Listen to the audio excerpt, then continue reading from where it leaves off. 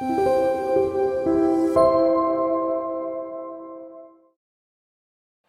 선하신 주님의 자비와 은혜와 평강이 우리 그라치 반석교회 온 교우들의 삶 가운데 임하기를 간절히 원합니다. 지난 한 주간 참 더우셨죠?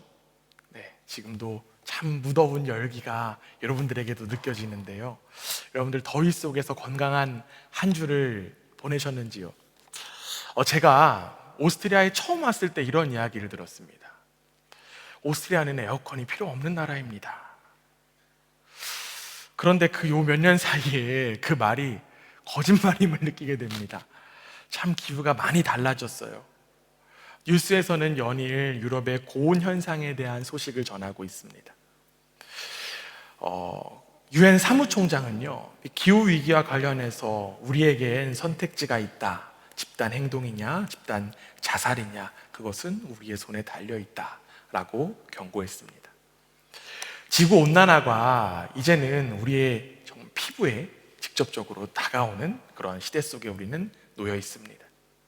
이제라도 우리는 하나님의 창조 세계를 회복하는 일에 열심을 내어야만 합니다. 이 기후변화의 위기 속에 우리는 더욱더 깨어 회복을 위해서 기도하고 노력하는 우리 모두가 되기를 간절히 원합니다. 지난주 중에 저는 참 더웠지만 그 더위를 잊을 수 있는 시원한 경험을 한 가지 했습니다.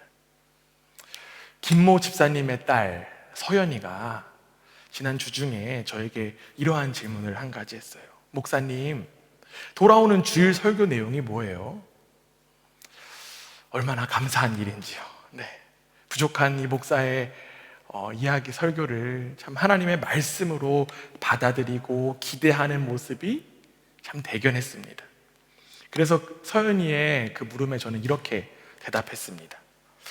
이번 주 설교는 갈라디아서의 하이라이트인데, 제가 이렇게 대답하자 서연이는 굉장히 당황하면서 아쉬운 표정으로 이렇게 이야기했습니다. 목사님, 저 한국 가는데 어쩌죠? 영상 올려주시는 거라도 꼭 볼게요. 네.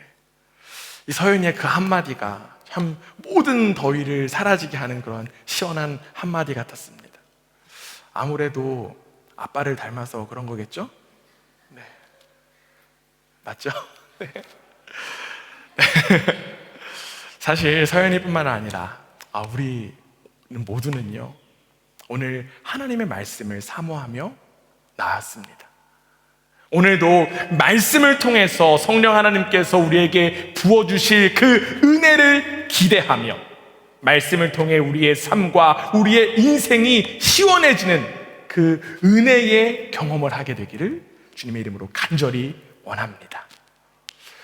최근에 저는 오페라 나부코를 보았는데요, 그 오페라 나부코에는 히브리 노예의 합창이라는 곡이 있었습니다. 그 곡을 딱 듣는 순간 이 곡을 듣기 위해서 이 오페라 처음부터 지금까지 달려왔구나 라는 그런 생각이 들었습니다. 제가 유럽에서 목회하는 자랑 가운데 하나는요, 우리 교우들을 신방 차원에서 방문하면서 멋진 공연을 볼 수 있다고 하는 점입니다. 그런데 음악에 제가 참 문외하기 때문에, 음악에 문외한 저는 오페라를 잘 몰라서 유명한 곡이 나올 때 가장 신나고 또한 즐겁습니다.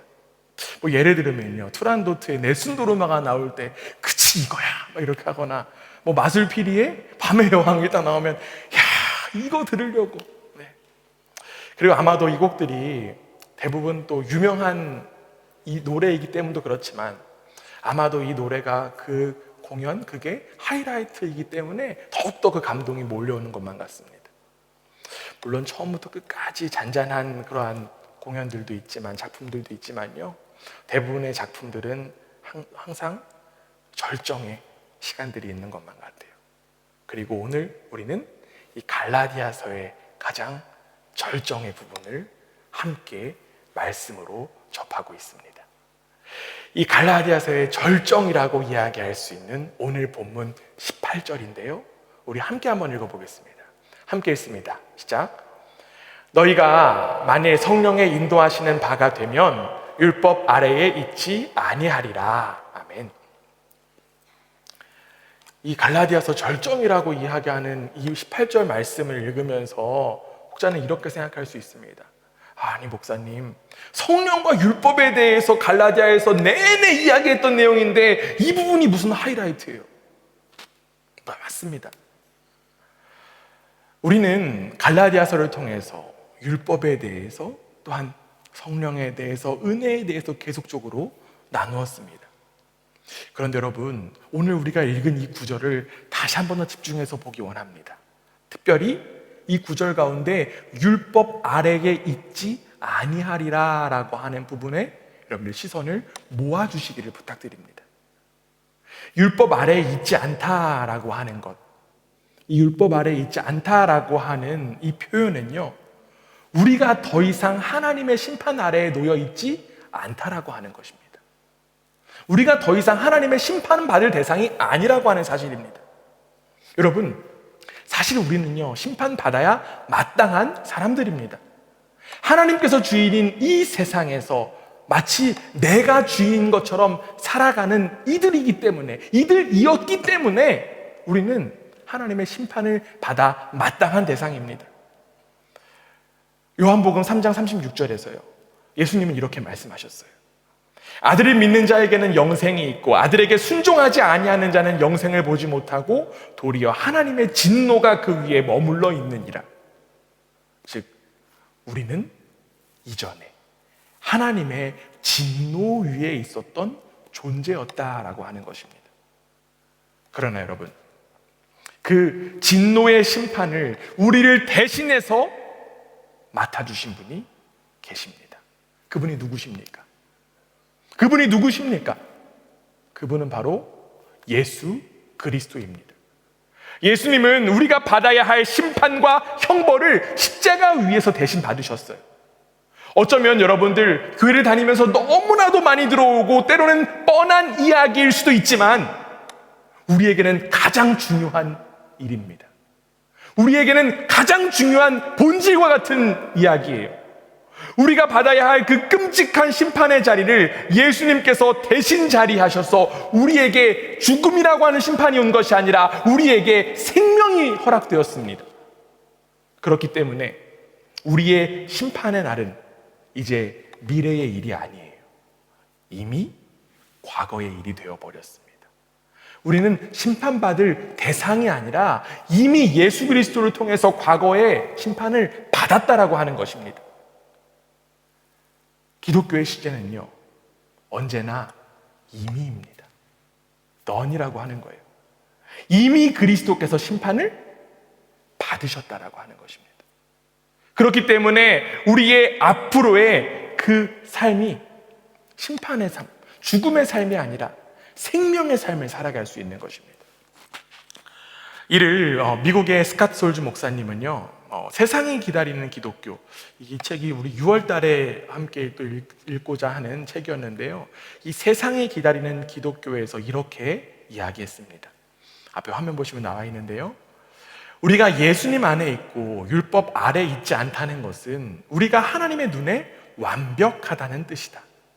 우리 힘으로는 아무것도 증명해 보일 필요가 없다. 예수 그리스도로 말미암아 우리는 하나님의 눈에 완벽한 사람이 되었다라고 하는 것입니다. 이는 예수 그리스도의 흠없고 완벽한 그 선한 삶이 십자가에서 영원히 우리의 것이 되었다라고 하는 거예요. 우리가 선한 일을 하고 우리가 의로운 일을 하기 때문에 하나님 앞에 완벽한 사람이 된 것이 아닙니다. 결국 예수 그리스도의 은혜를 믿음으로 받아들이면 우리는 하나님의 눈에 흠없는 사람이 됩니다. 우리의 선행과 우리의 의로움이 아니라 하나님의 그 선하신 그 역사로 인하여서 우리의 존재의 위치가 달라지게 된 것입니다. 사도 바울은요, 이러한 사실을 지금 갈라디아서에서 전하고 있는 거예요. 거짓 교사들이 강조하는 건 무엇이었습니까? 율법을 통해서 구원받을 수 있다. 율법을 통하여서 하나님의 눈에 완벽해질 수 있다라고 거짓 교사들이 주장했어요. 그러나 오직 예수 그리스도를 통하여 하나님의 눈에 완벽해질 수 있다라고 하는 사실을 갈라디아서를 통해서 사도 바울이 지금 이야기하고 있는 것입니다. 혹여나 아직까지 나의 행위, 나의 노력으로 하나님의 눈에 완벽한 자가 되기를 소망하는 이들이 있다면 이제는 제발 돌이키기 바랍니다. 우리의 선함과 의로움은 절대로 하나님의 눈에 완벽할 수 없습니다. 우리의 선함과 의로움은요, 자기 만족이 있을 수 있습니다. 자기의 눈에는 또한 다른 사람들의 눈에는 완벽한 사람으로 인식할 수도 있지만 이는 착각일 뿐이고 착시일 뿐입니다. 이 모든 것을 판단하시는 분은 오직 하나님 한 분밖에 없습니다. 예수 그리스도를 통한 그 은혜를 믿음으로 하나님의 눈에 완벽한 자로 세워지는 복된 우리 모두가 되기를 주님의 이름으로 간절히 원합니다. 우리 옆에 분들하고 이렇게 한번 인사하겠습니다. 당신은 하나님의 눈에 완벽한 사람입니다.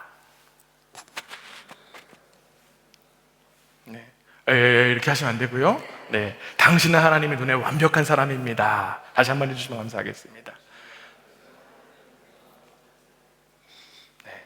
그럼 또 대답을 해주셔야겠죠? 네, 맞습니다. 저는 예수 그리스도 때문에 완벽합니다.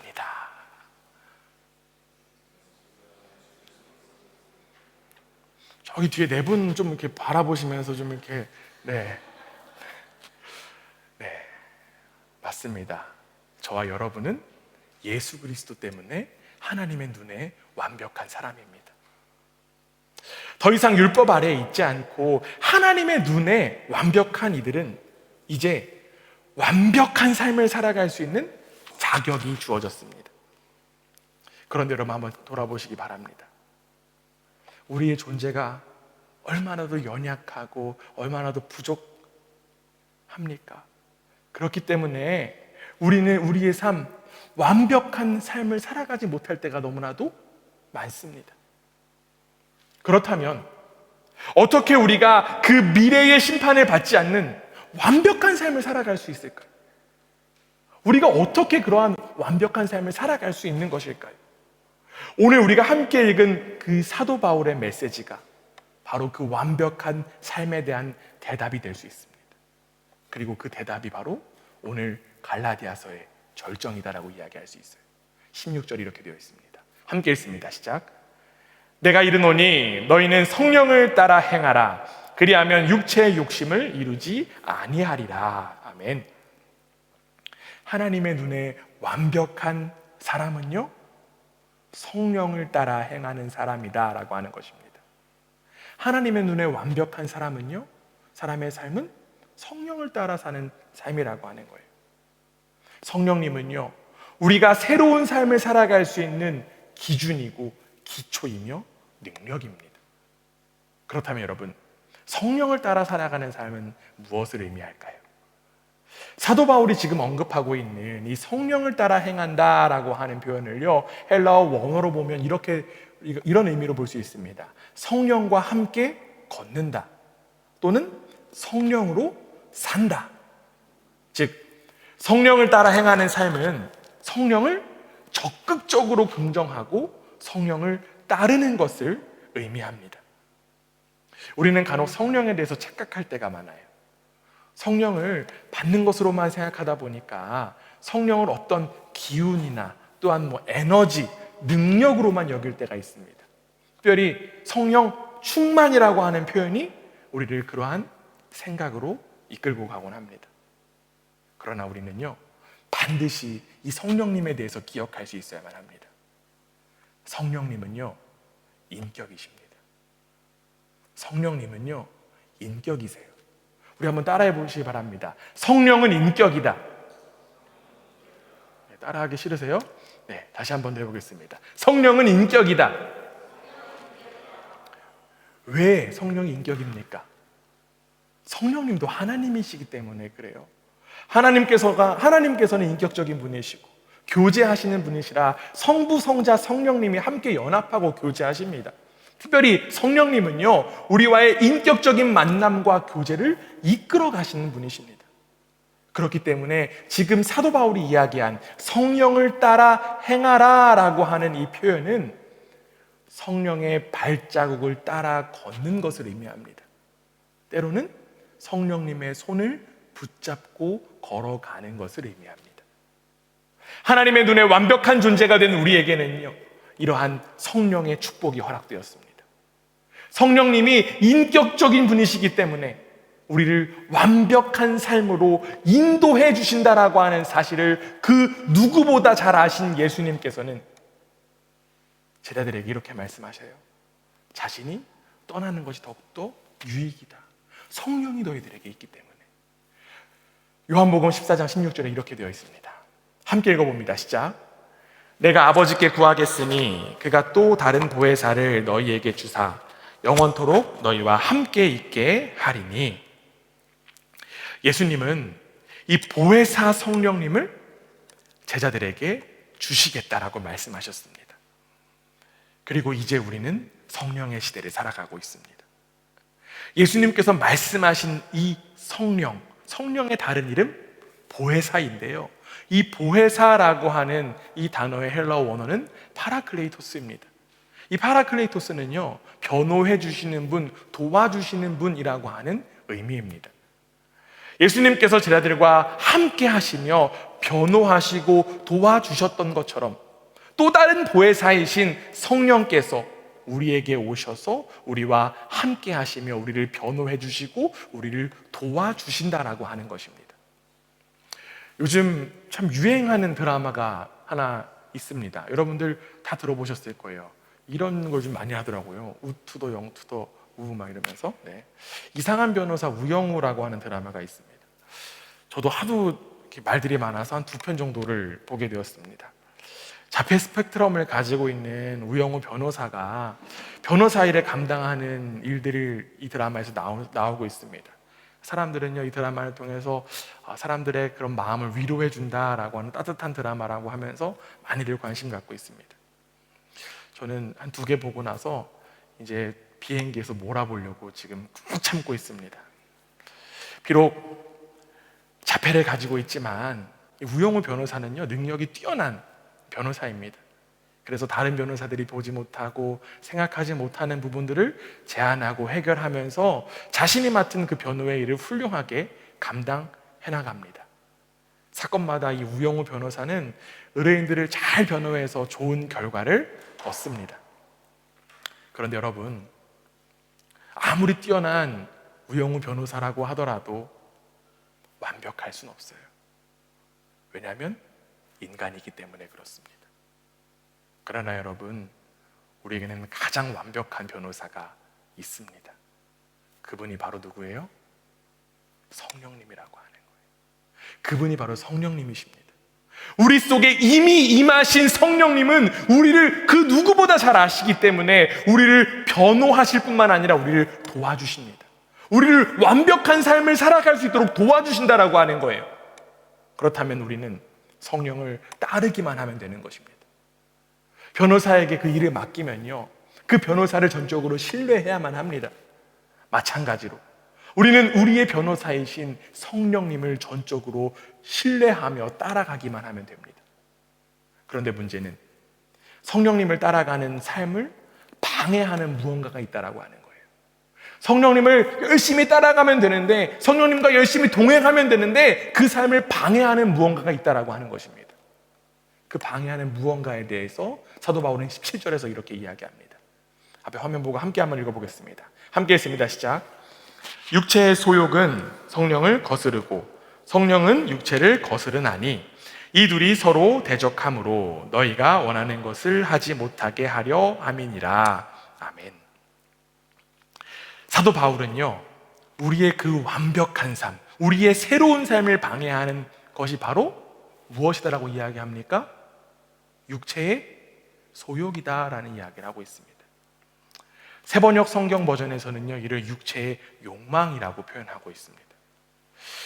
욕망이라고 하는 표현, 우리는 사실 이 욕망이라고 하는 이 단어를 굉장히 부정적으로 사용할 때가 많지만, 이전에도 함께 이야기했듯이 이 욕망이라고 하는 단어도 굉장히 같이 중립적인 단어입니다.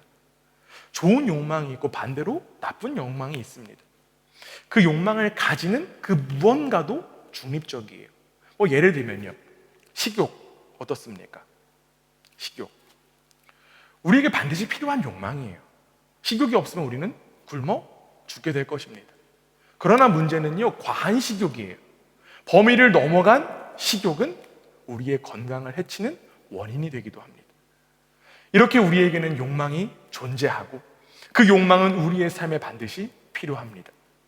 그런데 문제는요, 그 욕망이 육체의 욕망이냐 성령의 욕망이냐라고 하는 차이가 있다는 것이죠. 우리는 이 육체의 욕망을 피하기 위해서 금욕적인 생활과 도덕적인 생활을 하도록 노력합니다. 그 노력 어떻습니까? 너무나도 귀해요. 육체의 욕망을 따라가지 않으려고 절제하고 또한 금욕하는 그러한 삶, 너무나도 귀합니다. 그러나 여러분, 우리는 단순히 육체의 욕망을 벗어나려고 하는 그 노력에만 머물러서는 결코 안 됩니다. 여러분, 기독교는요, 수고와 노력으로 이루어지는 종교가 아닙니다.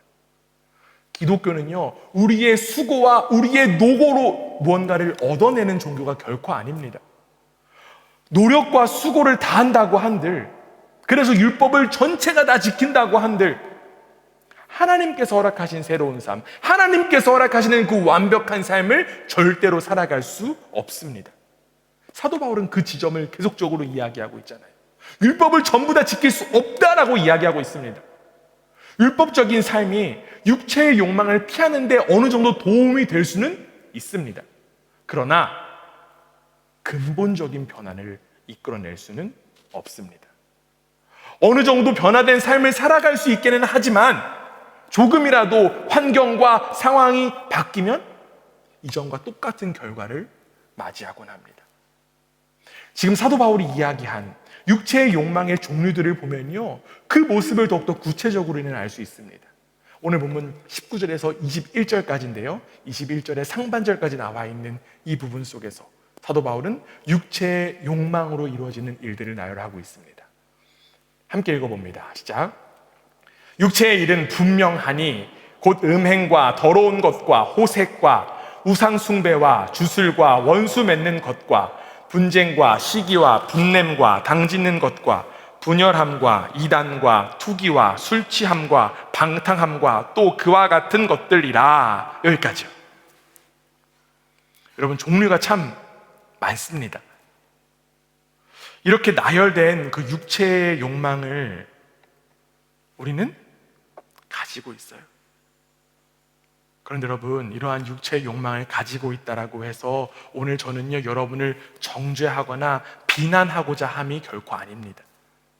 우리의 삶을 돌아보면요, 위에 언급된 지금 이야기하고 있는 육체의 욕망으로 나타나는 일들 계속적으로 하고 싶은 사람은 아마도 없을 것입니다.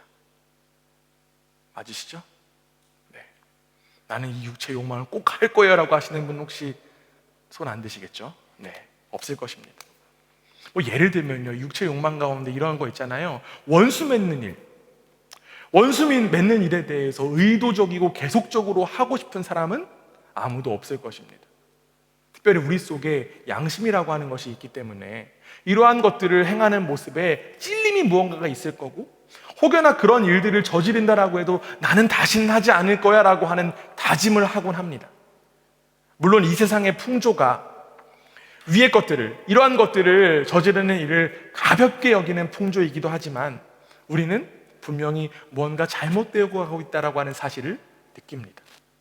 그런데 문제는요, 이 육체의 욕망의 짓거리가 잘못되었다는 것을 알면서도 자꾸만 반복한다라고 하는 거예요. 아무리 열심을 다해서 금욕생활하고 아무리 열심을 다해서 절제한다고 해도 왜 우리는 자꾸만 그 제자리 걸음만 하게 되는 것일까요? 우리의 존재는 이렇게 구제불능인 것인가요?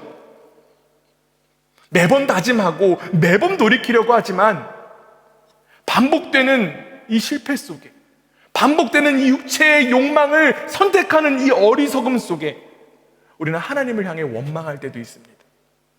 하나님은 우리를 완벽한 존재로 여기신다라고 하면서 왜 이렇게 연약한 존재로 만드시는 것일까? 하나님께서 애초에 이러한 육체의 욕망을 허락하지 않으셨다라고 하면 나는 이러한 곤란한 상황에 놓이지 않을 텐데. 앞에서 말씀드렸지만 저는 여러분을 비난하고 싶지는 않습니다. 왜냐면요, 이러한 원망이 저의 원망이고 지금 이야기하고 있는 육체의 욕망에 빠져 있는 모습이 저의 때로는 현실이기 때문에 그렇습니다. 그런데 우리는요, 이러한 실패 속에서 분명히 기억할 것이 있습니다. 갈라디아서 5장 1절에 이렇게 되어 있습니다. 함께 읽습니다. 시작. 그리스도께서 우리를 자유롭게 하려고 자유를 주셨으니 그러므로 굳건하게 서서 다시는 종의 멍에를 매지 말라. 하나님은 우리에게 자유를 허락하시는 분이라는 것이죠. 결국 하나님은 우리가 운명의 수동적인 놀이개로 머물도록 두시는 분이 아닙니다. 하나님은 우리에게 자유를 허락하셨고요, 우리가 스스로 그것들을 선택할 수 있도록 하셨습니다. 그리고 그 자유는 예수 그리스도라고 하는, 예수 그리스도의 피라고 하는 가장 값비싼 대가를 하나님께서 직접 치르시고 허락하신 것입니다. 결국 하나님은 이 새롭고 완벽한 존재인 우리가 스스로 그 길을 선택할 수 있는 자유를 예수 그리스도를 통하여서 허락하셨다라고 하는 것입니다. 즉, 예수 그리스도의 은혜의 가치를 아는 사람은요, 이 선택 속에서 제대로 선택할 수 있습니다. 자신이 지금 누리고 있는 신분이 얼마나 가치 있는 신분인지를 아는 사람은 그 신분에 걸맞는 삶을 선택할 수 있다라고 하는 것입니다. 그렇다면 여러분, 예수 그리스도를 통한 은혜를 경험한 우리 어떠한 존재입니까? 우리는 어떠한 신분입니까? 우리가 잘 아는 말씀 갈라디아서 2장 20절에 나와 있습니다. 우리 함께 한번 읽어보겠습니다. 함께 읽습니다. 시작. 내가 그리스도와 함께 십자가에 못 박혔나니 그런즉 이제는 내가 사는 것이 아니요 오직 내 안에 그리스도께서 사시는 것이라. 이제 내가 육체 가운데 사는 것은 나를 사랑하사 나를 위하여 자기 자신을 버리신 하나님의 아들을 믿는 믿음 안에서 사는 것이라. 아멘. 이전에 육체의 욕망에 사로잡힌 나는요, 이미 예수 그리스도와 함께 십자가에 못 박혔습니다. 나는 이미 죽었어요. 그리고 이제 우리 속에는 누가 계십니까? 예수 그리스도께서 계세요. 예수 그리스도의 그 생명이 우리 속에 담겨진 존재라고 하는 사실입니다. 우리는 새로운 신분으로서 그리스도의 생각과 그리스도의 마음으로 살아가는 존재라고 하는 것이죠. 예수 그리스도가 우리 안에 없었던 삶이 얼마나 처참했는지를 안다라고 하면 우리는 다시 돌아갈 수 없습니다. 예수 그리스도 없이 죽음의 심판을 받아 마땅한 존재라고 하는 사실을 뼈저리게 안다라고 하면 우리는 그 모습을 따라 하지도 않을 것입니다. 그러나 안타깝게도 우리는 자꾸만 그 옛 모습을 그리워하고 그 옛 모습을 따라가려고만 합니다. 사도 바울은요, 에베소서 4장 22절에서 이 옛 모습을 따라가는 표현을 이렇게 합니다. 너희는 유혹의 욕심을 따라 썩어져가는 구습을 따르는 옛사람을 벗어버리고. 그 옛 모습을 따라가는 사람, 구습을 쫓는 옛사람이라고 지금 표현합니다. 여러분, 언제까지 옛날의 습관과 옛날의 습성을 쫓으려고 합니까? 자꾸 그렇게 옛사람만 쫓으면 우리의 미래에는요, 이미 없어진 심판밖에 없습니다. 사도 바울은 오늘 본문 21절에서 그 결과에 대해서 지금 이렇게 이야기하고 있잖아요. 이런 일을 하는 자들은 하나님 나라의 유업으로 받지 못할 것이요. 하나님 나라를 유업으로 받지 못한다라고 이야기합니다. 하나님 나라의 백성이 될 수 없다라고 하는 것입니다. 그 결과의 참혹함을 뼈저리게 느끼는 우리 모두가 되기를 원합니다. 결국 우리는 예수 그리스도로 말미암은 그 새로운 신분을 온전히 누려야만 합니다. 그리고 그 새로운 신분, 그 완벽한 삶을 누리는 주체는요, 우리 자신이 아니라 바로 우리 속에 이미 임하신 성령님께서 이끌어 가십니다. 자꾸만 내가 주체가 되어서 자제하려고만 하다 보니 실패할 뿐입니다. 이제는 되지도 않는 그 노력할 것이 아니라 우리의 근본 바꿔야만 합니다. 여러분의 육체의 욕망에 대한 유혹, 여러분들만 받는 것이 아닙니다. 여러분 속에 이미 임하신 예수 그리스도의 영이신 성령님께서 그 유혹을 함께 감당하십니다.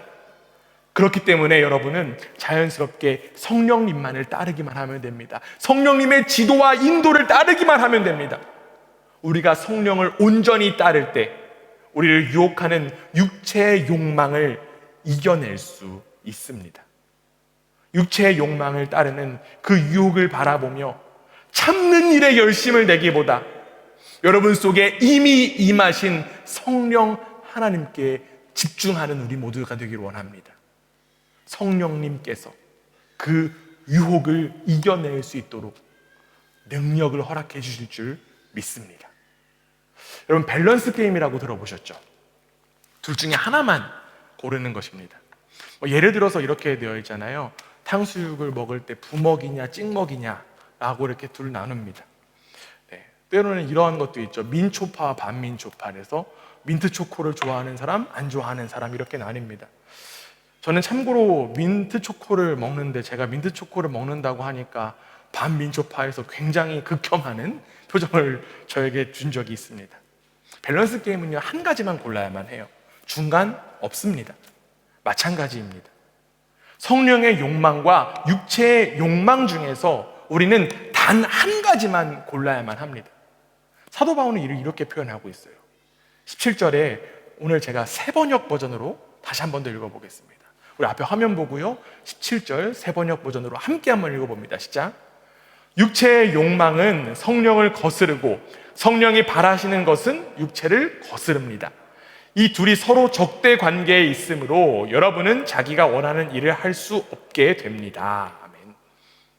성령의 욕망과 육체의 욕망이 어떤 관계에 있다고요? 적대 관계에 있다고요. 적대 관계에 있기 때문에 우리는 그 양자택일 대립의 구조 속에 있다는 것입니다. 즉, 짜장과 짬뽕을 가지고 밸런스 게임 한다라고 하면 여러분 무엇을 고르시겠습니까? 짜장을 고르시는 분도 있고 짬뽕을 고르시는 분도 있겠지만 어떤 분은 짬짜면이라고 외칠 것입니다. 그런데 여러분, 짬짜면을 외쳐서는 결코 안 된다라고 지금 하는 거예요. 분명하게 둘 중 하나만 선택해야 된다고 합니다. 성령이냐 육체냐. 여러분이 둘 중에 무엇을 선택하시겠습니까? 성령과 육체 가운데 선택할 수 있는 자유를 하나님께서 여러분 가운데 허락하셨습니다. 그 자유를 예수 그리스도를 통하여서 허락하셨습니다. 그리고 그 예수 그리스도를 통한 새로운 생명의 존재와 또한 그 축복을 깨달은 이들은요, 당연하게 무엇을 선택할 수밖에 없을까요? 성령을 선택할 수밖에 없습니다. 예수 그리스도의 그 은혜의 가치를 너무나도 알기 때문에 그렇습니다. 혹여나 이전까지 그 자유를 내 마음대로 선택하는 것에 사용했다라고 하면 여러분, 이제는 돌이키기 원합니다. 우리는 단 한 가지만 선택해야 합니다. 자꾸 욕심부리면서 두 가지 다 선택하려고 하는 그 어리석은 모습에서 떠나기 원합니다. 여러분, 두 가지 다 선택하는 거 절대로 불가능합니다. 육체의 욕망을 선택하는 것, 여전히 내 인생의 주인이 나다라고 하는 것을 증명하는 것밖에 되지 않습니다. 이제는 오직 성령의 인도하심으로 살아가는 복된 우리 모두가 되기를 주님의 이름으로 간절히 원합니다. 여러분은 하나님께서 보시기에 완벽한 사람들입니다. 그리고 그 완벽함에 걸맞은 삶을 성령 하나님께서 친히 인도하십니다. 성령 충만한 삶이 되어서 성령의 열매를 맺는 귀한 여러분들의 삶 되기를 주님의 이름으로 간절히 축원합니다. 아멘.